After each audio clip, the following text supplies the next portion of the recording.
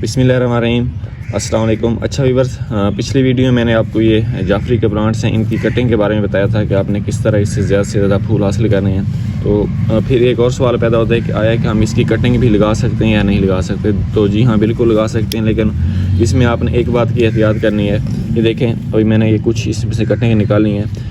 आपने जो कटिंग लेनी है वो बिल्कुल नरम हिस्सा लेना है कटिंग का ना। ये जो सख्त हिस्सा है इसकी जर्मिनेशन नहीं होगी, यहाँ से रूट्स डेवलप नहीं होगी। तो बेहतर है कि आपने कोशिश करनी है इसका नरम हिस्सा लेना है। जैसे कि अब ये यहाँ से इसकी रूट्स डेवलप होंगी, तो आपने कोशिश करनी है जो ये पत्ते हैं, पत्ते आपने रिमूव कर देने हैं। तो अभी मैं चांद है कि इसकी कटिंग लैदा करता हूँ, फिर आपको लगा कर दिखाता हूँ।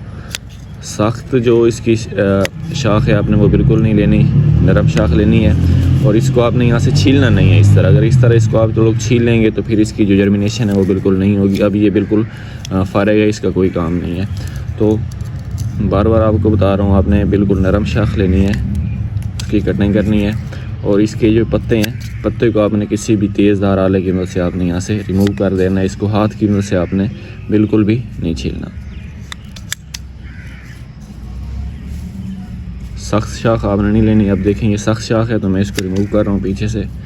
वही जगह लूँगा जहाँ से ये नरम होगी, क्योंकि नरम जहाँ से होगी तो इसकी जो रूट्स हैं बहुत जल्द डेवलप होंगी। तो इसका इंशाल्लाह मैं आपको रिज़ल्ट भी 1-1.5 हफ्ते के अंदर आ जाएगा, वो भी आप लोगों के साथ मैं शेयर करूँगा।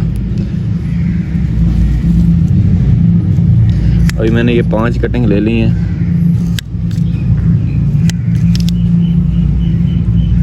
तो अभी इसको लगाते हैं। कोई इसमें कोई बड़ी साइंस नहीं है, रॉकेट साइंस नहीं है कि आप लोग नहीं लगा सकते, बहुत ही आसानी के साथ लगा सकते हैं। हाँ, अब इसमें एक और एहतियात ये करनी है कि आपने इसको साए में रखना है, बिल्कुल नमी वाली जगह पे रखना है। एक तो मिट्टी इसकी खुश्क नहीं होने देनी और साए वाली जगह पे रखना है। अगर अब इसके ऊपर डायरेक्ट सनलाइट पड़ेगी तो ये सूख जाएंगे, आपकी कटिंग कामयाब नहीं होगी। ये देखिए, 1 2 3 4 और 5।